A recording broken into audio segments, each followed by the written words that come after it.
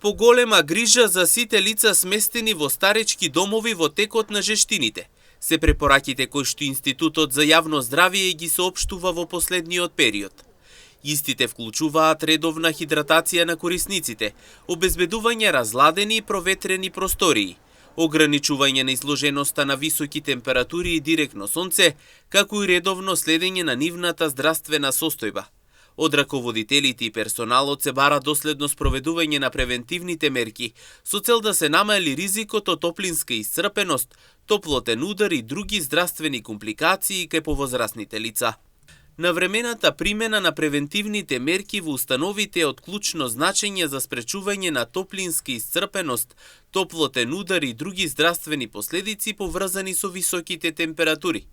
Раководителите и персоналот на установите треба да обезбедат соодветни услови за престој, редовно следење на здравствената состојба и хидратација на корисниците, како и доследно спроведување на препораките за заштита од топлотниот бран, велат од Институтот за јавно здравје. И додека институциите апелираат на поголема внимателност, повозрасните граѓани велат дека се обидуваат да ги почитуваат препораките на лекарите и да се заштитат од високите температури. Во Штип тие посочуваат дека внимаваат на внесот на течности, избегнуваат излегување во најтоплиот дел од денот и колку што можат се грижат за своето здравје. И он не може, и јас не можам, и кој колку да воде. Епа дома, кливата пушти, вратата отвори и дома, седми. Сладолет има. За сладолет.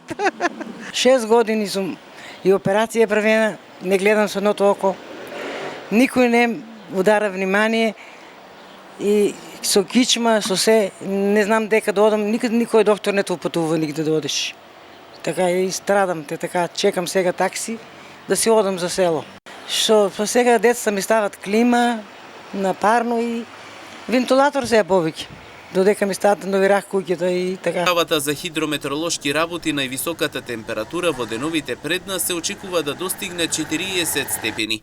Времето се очекува да биде сончево и многу топло со мала до умерена локална облачност. Ќе дува слаб до умерен ветер од северозападен правец.